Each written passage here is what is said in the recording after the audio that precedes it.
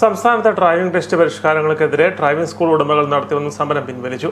ഗതാഗത വകുപ്പ് മന്ത്രിയുമായി നടത്തിയ ചർച്ചകളെ തുടർന്നാണ് സമരം പിൻവലിച്ചത്. പരിഷ്കാര നിർദ്ദേശങ്ങളിൽ ഇളവുകൾ നൽകാൻ ചർച്ചയിൽ തീരുമാനമായി. ഡ്രൈവിംഗ് ടെസ്റ്റ് പരിഷ്കരണത്തിനെതിരെ ഡ്രൈവിംഗ് സ്കൂൾ ഉടമകൾ നടത്തിയ സമരം പിൻവലിച്ചു. മന്ത്രി KB ഗണേഷ് കുമാറുമായി നടത്തിയ ചർച്ചയെ തുടർന്നാണ് സമരം പിൻവലിച്ചത്.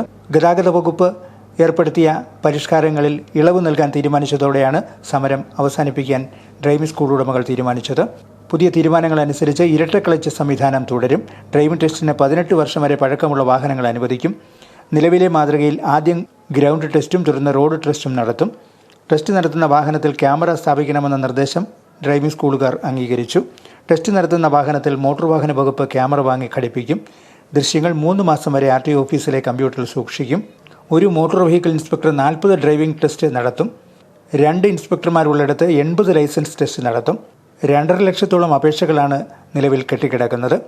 ഇത് പരിഹരിക്കുന്നതിനായി ഓരോ RTO ഓഫീസിലും സബ് RTO ഓഫീസിലും എത്ര അപേക്ഷകൾ കെട്ടിക്കിടക്കുന്നുണ്ടെന്ന് പരിശോധിച്ച് കൂടുതൽ അപേക്ഷയുള്ള സ്ഥലങ്ങളിൽ എൻഫോഴ്സ്മെൻറ്റ് ഉദ്യോഗസ്ഥരെ നിയമിക്കുമെന്നും മന്ത്രി ഗണേഷ് കുമാർ അറിയിച്ചു.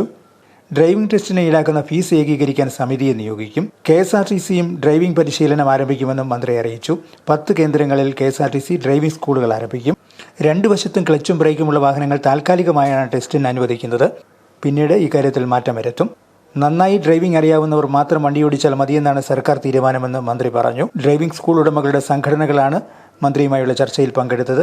15 ദിവസമായി ഡ്രൈവിംഗ് ടെസ്റ്റ് പരിഷ്കാരത്തിനെതിരെയുള്ള സമരം തുടരുകയായിരുന്നു. സമരം തുടർന്നത് നിരവധി ആളുകളെ വിഷമിപ്പിക്കുന്ന സാഹചര്യത്തിലാണ് മന്ത്രി ചർച്ചയ്ക്ക് തയ്യാറാവുകയും പ്രശ്നത്തിന് പരിഹാരമുണ്ടാക്കുകയും ചെയ്തത്. Star vision news, Pala.